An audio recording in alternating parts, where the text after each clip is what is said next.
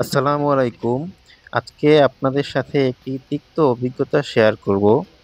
গাজীপুর কুটির শিল্প ও বাণিজ্য মেলায় কিছু শখ করে কিছু সিরামিক্সের পণ্য কেনার জন্য গিয়েছিলাম। সেখানে অনেকগুলো পণ্য কেনার সাথে, সাথে একটি সিরামিক্সের হাঁড়ি খুব পছন্দ হয়।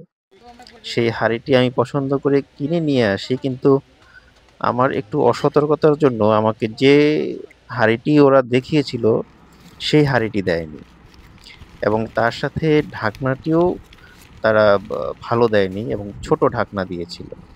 বাসায় এসে যখন একটু খুলে দেখি আমি তো পুরো অবাক হয়ে গেছি বিষয়টা নিয়ে।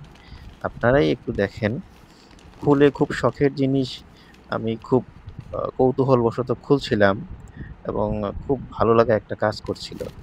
কিন্তু কিছুক্ষণের মধ্যে আমার সেই ধারণাটা খুবই ধূলিসাৎ হয়ে গেল। যেমন আপনারা দেখেন, হাঁড়িটার উপর ঢাকনাটা বসালাম কেবল, সাথে সাথেই ঠাস করে পড়ে একদম ভেঙে গেছে।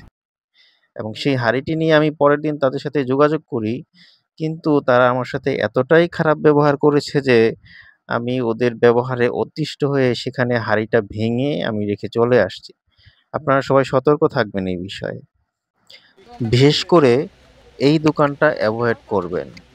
অথবা যদি আপনারা কেনাকাটা করেন, খুব সতর্কতার সহিত কেনাকাটা করবেন। যেন আমার মতো ঠকতে না হয়। ধন্যবাদ সবাইকে। আল্লাহ হাফেজ।